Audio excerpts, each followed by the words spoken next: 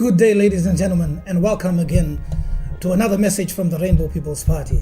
My name is Kenny Gamble, the leader of the Rainbow People's Party, and today I want to talk about a few things that we could do as South Africans to make life better, simpler, and easier. The way we do business in South Africa sometimes leaves me astounded. The way we emulate whatever we see happening in the West and other parts of the world, and we bring and copy ad verbatim without due consideration to what happens at home and our culture and traditions and the dynamics that we find here in South Africa. I'm going to touch on a few of those things today that can help us to create the future we can all believe in. I've seen many a times that change is slow. Sometimes change is painful, but change is absolutely necessary. There was the phase where we were ruled by the colonialists, and after that, the apartheid regime. And then there's been the last 19 years where we've had a taste of democracy. Now we have come to the stage where our people in this country need a taste of freedom and a taste of prosperity. The message of the Rainbow People's Party is very clear. It is time for a completely new force to get involved in the politics of South Africa. For 17 to 18 years, we have trusted those who are in parliament and those we have elected from all the parties that are represented there to go to the people's legislature and represent the sentiments and the wishes of the people. We cannot safely say that that has been the case. We have seen many a time how the dreams of the people have been derailed because of ideological battles which still take place to this day and age between the major role players. And so we decided that the ruling party has done well, but it hasn't done as much as it should and could have done. This democracy needs to be consolidated because it is under threat from two key angles. Number one, if the poor people remain poor and politicians keep driving into the squatter camps and informal settlements, pot-bellied, driving luxury German cars, then we have a problem. Parliament has been reduced to a battleground for ideologies. We send them to Parliament to go and plan and create and come up with solutions for the problems that we face in our country. And all you see are insults, screaming matches, people throwing chairs at each other. That is not the South Africa you and I voted for. The message of the Rainbow People's Party is clear. Since they can't seem to do the job we've asked them to do, let us go ourselves. Because 20 years is a mighty long time to wait for someone to listen to you. While the people are struggling and suffering in the townships and the informal settlements, have you noticed that our politicians seem to be getting fatter and bigger and driving German luxury sedans? We see them once every 5 years where they pop in to come look for votes. When that is passed, we don't see them until the next election is due. That is not the South Africa you and I fought for. It isn't the South Africa that Steve Biko died for. We say the ruling party has done what it could, and it deserves the credit for the job it has done to get us to freedom. They played a significant role in the road to us getting to become a democracy. There are others who played a role too, like the Pan-African National Congress, AZAPO, all the other political formations, some who acted outside the political formations of the day. But the time has come for us as a nation to move beyond the toy stage. We need to consolidate this freedom. Our freedom is under threat from two main sources. The first one is a resurgent right wing, and that can be evidenced by the resurfacing of racism. We need change in South Africa, and we need faster change. People are hungry, they are struggling, and they are suffering, and they need to see tangible change in their lives. We cannot keep going back to them with rhetoric like what the current politicians are doing. The time for viva this and viva that is over. We need to create wealth. I was up in Limpopo the other day and I was visiting one of those mining villages in Tzaneen, and I noticed how Anglo American has a big operational mine there, one of the most profitable in the country. And as I was speaking to the people, they said Anglo American is doing great work there for the community. And when I asked them if they could explain what great work this was, they said that they are conducting knitting classes and sewing classes, and they are sponsoring the local football team. Am I the only one who was asking, but Anglo-American is not in the knitting business and the sewing business. They're in the gold and diamonds business. Are they getting any money from that? Are they getting any percentage of the profits of the business? No, they are not. Our people are poor, and we keep coming and hoodwinking them with irrelevant gifts and irrelevant courses and empowerment sessions. If the Bafokeng people can get a percentage of the mining profits generated up in Northwest, why cannot the people of Limpopo? South Africa needs a major makeover. Everything that we do seems to startle me. It seems as if we are working back to front. And the reason is because everything that is done in the West, we seem to want to emulate. For example, in the West, you will find that they have recruitment techniques when you apply for a job. They want everything from you. And they ask you all kinds of questions. Number one, they look at your social network postings. Number two, they look and they phone your previous employer. Now, whether you may have a gripe with that employer or your employer may be one with an axe to grind with you getting another job depends entirely on the opinion of this person. So somebody explain to me, why do we have sales reports and appraisals? And why do we have colleagues? Why do we have client feedback? What is the purpose of all that if we are going to ask someone who may have an axe to grind with you if you should get a job? That doesn't make sense to me.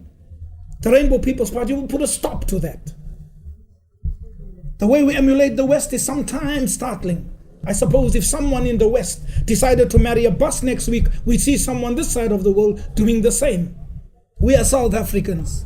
We are Africans. We can work out solutions that suit our unique problems. We don't have to look to emulate anyone. That is not what the forefathers of this continent did. They came up with the pyramids, astronomy, mathematics, and science. They emulated nobody. We set the pace, and the Rainbow People's Party wants to get this continent to set the pace once again. Let's look at the entertainment industry for a second.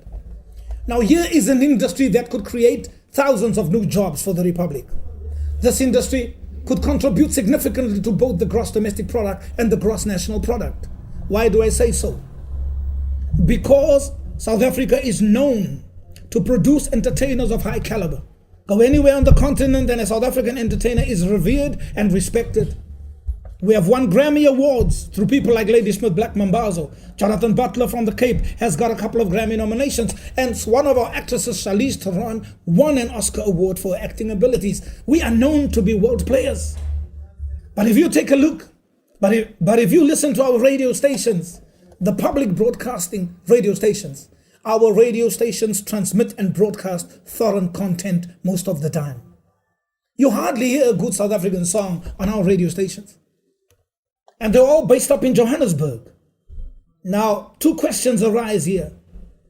In Australia, they play 65% local content on their radio stations. In some countries in the world, it's as high as 85%. Just why are we playing foreign music while our artists, our entertainers are starving?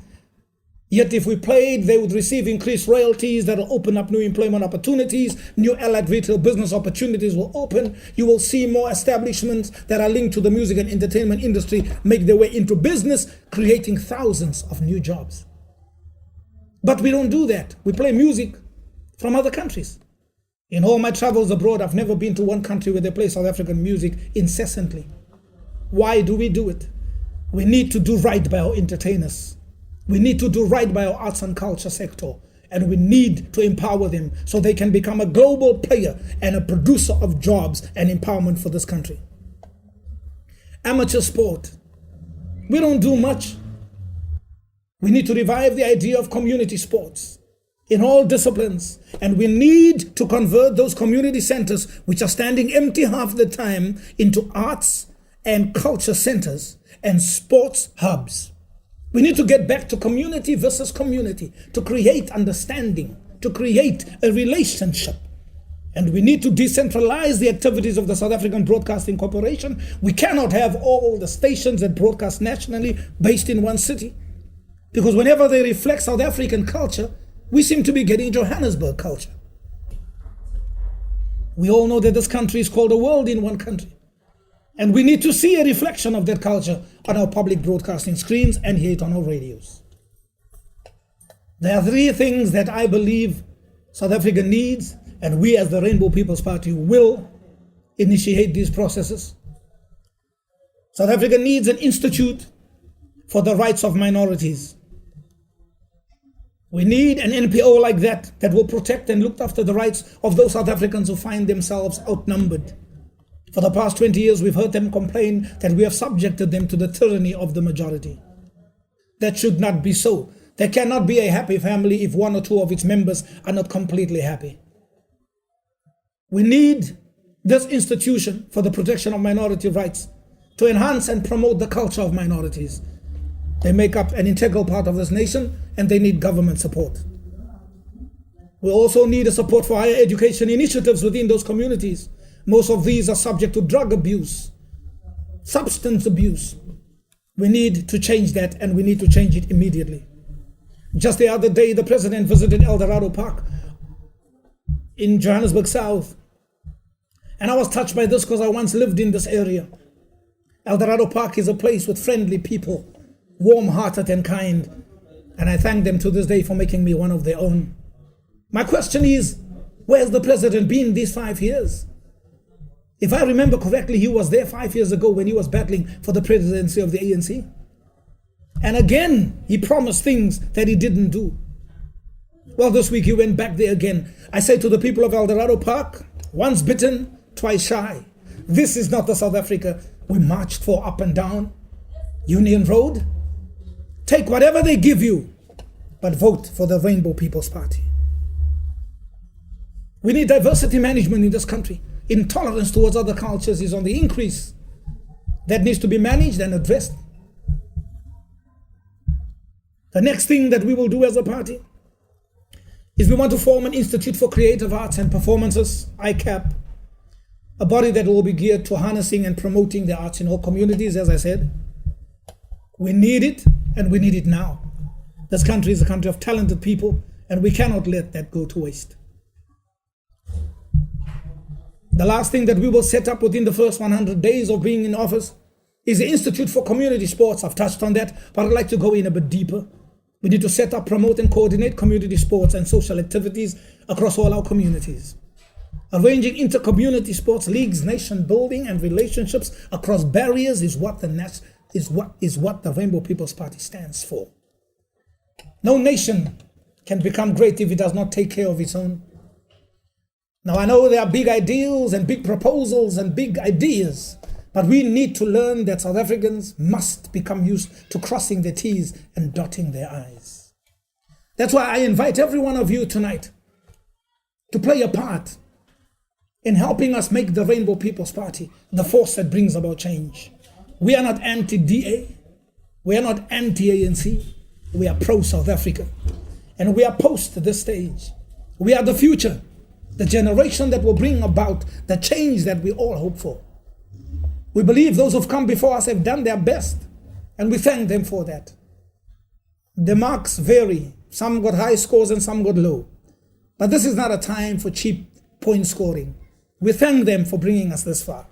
But we believe that the Rainbow People's Party, it's our time. This is the moment we all have been waiting for. We thank you. Siyabonga.